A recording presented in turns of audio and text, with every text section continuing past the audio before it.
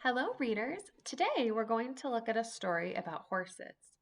And I wanted to share with you one of the reasons that I love nonfiction books is because when you read a nonfiction story, you don't have to read the story in order. When you read a fiction book, you have to read the story from start to finish for it to make sense. But when you look at a nonfiction book, you can look at the table of contents and choose what chapter you'd like to start with. So I'm going to show you what that looks like today in our story about horses. When I look at the table of contents, I can read what all of the different chapters are about. The first chapter is called A Horse Herding. The second chapter is called What Are Horses? And the third chapter is called Life on the Farm. I think I'd like to start with Life on the Farm. That sounds interesting to me. So I take my finger, I read Life on the Farm, and then I come over to where that starts. This chapter starts on page 16. So then I can flip through my story, looking for page 16, and I can find out a little bit more about life on the farm. Stables shelter horses.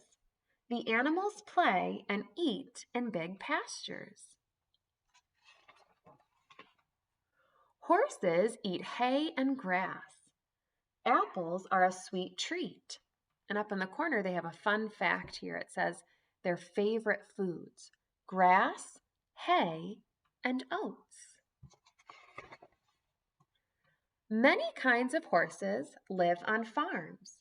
These hard workers are also loving pets. Now I'm going to turn back and look at one of the other chapters that I haven't read yet. A horse herding. A horse and a rider move across a large field. It is time to lead the cows home. The team herds the cows into the pen. Good work. What are horses?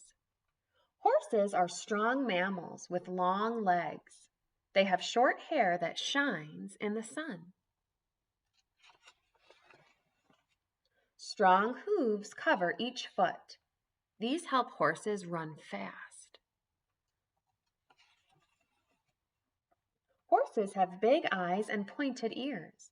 They can see and hear in all directions. They have thick manes and tails. Their tails swish flies away. And now I'm back to that chapter that I started with, Life on the Farm. You'll notice at the end of our nonfiction book today that we also have a picture glossary. Our picture glossary shows us some of those different words we read about in our story, like manes and pastures and stables. And then there's a little definition underneath about what those words mean. So if you're reading a nonfiction book at home, you can check and see if there's a glossary in your story. Okay, readers, we've been talking a lot about how we retell a nonfiction book. Can you hold up your fingers? And can you share some facts across your fingers that you learned about horses today? Or some facts that you were reminded about? You may have heard some things in our story today that you already knew. See if you can share some facts with me. And have a wonderful day.